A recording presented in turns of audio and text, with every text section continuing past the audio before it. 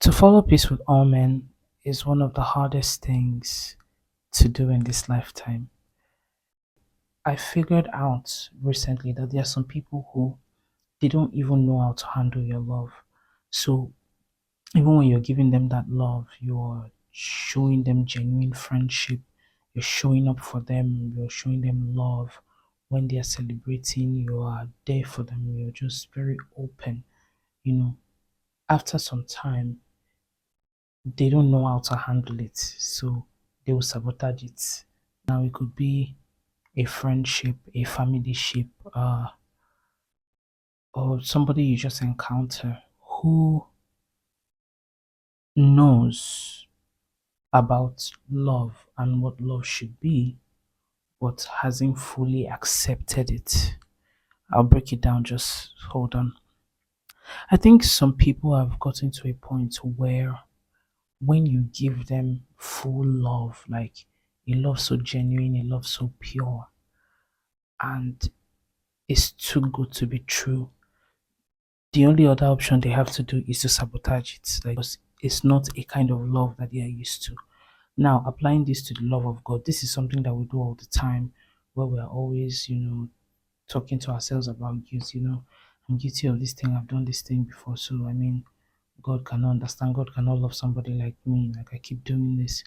And it's so bad because we use that, we apply that to human beings, and then we also apply that to God. So I figured out recently that there are some people, they will find a problem where there's no problem, and they will turn it to a problem.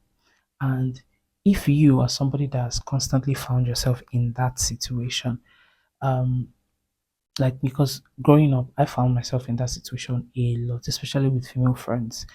And for the longest of times I thought I was the problem. And I also thank God that He gave me that mindset, because it really pushed me to a point. It and He, that's God, and those situations pushed me to a point where I had to really learn a lot about myself, to know more about myself, to be more self aware, to be able to work on certain things. Because now my approach to those things are, I just go to the Holy Spirit, like, okay, before I start to talk about the other person and how this other person has done this thing to me, my first question is, what have I done first to warrant this kind of situation? Am I the one at fault? Did I do something right? And when the Holy Spirit directs me to talk to certain people, I obey it and I just do. It's never easy. Don't let me just doing a short video right now make it sound like it's an easy process, because it's not, right? And then when I talk to those people, they point me in the right direction. Like, I insist on wise counsels. It's very important to surround yourself with wise counsels. And I talk to them like, okay, look at this situation. I go, no, no, no, no, you did this like this, or what you did didn't really make sense. So, and I like to take responsibility, especially when I'm at fault. So back to the point, if you ever find yourself in those kinds of friendships where you are the one who gives all the love, even if you are broken yourself, and you constantly show up the love and you give love, and the other person doesn't know how to be receptive of that love, and their default setting is to self sabotage it and make you look like the problem. I think the best thing to do is to just take a step back. Taking a step back is not, oh, you're blocking them, oh, they are evil people. I don't think that most of the people that these situations growing up, I don't think that those people are bad people.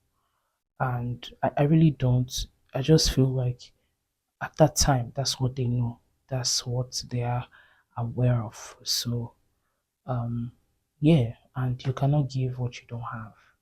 So I just feel very bad and sad for people in that situation, because from their own lens and their perspective, everywhere they go, they will constantly talk about you as the bad person, especially when you know in your consciousness that you didn't do anything. They'll constantly talk bad about you, try to make you look like the problem. But if you're not self aware enough, you will also believe that you're the problem.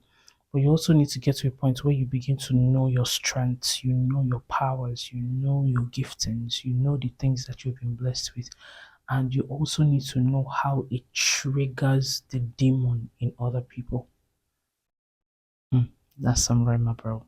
But yeah, you also need to be very aware of the gifts and the strengths that you carry.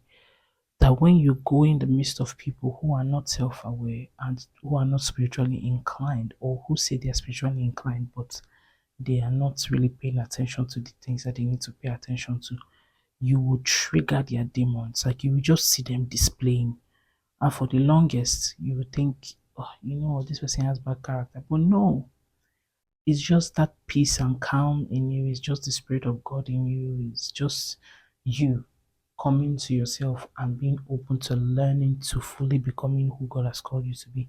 And then when you enter their midst, they are so intimidated. It becomes unsettling for them. Like, how can you be whole by yourself? How can you be cool by yourself? How can you have the littlest of things and you're still very comfortable by yourself? Like, how can you still be shining through all of these situations that you are going through? Who the hell do you think you are? So, yeah, my dears, take a step back. If you can, if your heart is that big, you can say a word of prayer for them in your prayer time when the Holy Spirit brings it to you. And if not, just let it go. People will learn in their time. People always learn in their time. You can't force anybody to do what they don't want to do until they are willing to go through the process.